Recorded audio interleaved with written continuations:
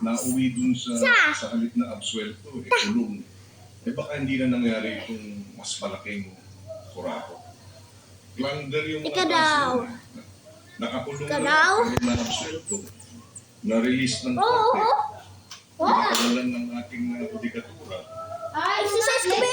Dulo nito lahat ng judikatura. So,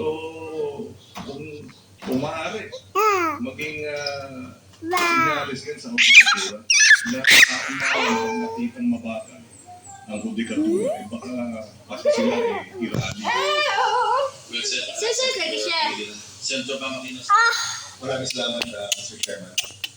Kay Engineer Alcantara, habang nasa DOJ po kayo, kausap mo namin si Bryce. Wow! At sabi mo niya, wala daw pinalampas na proyekto sa Bulacan since 2019 to 2025. Practically lahat substandard or under-designed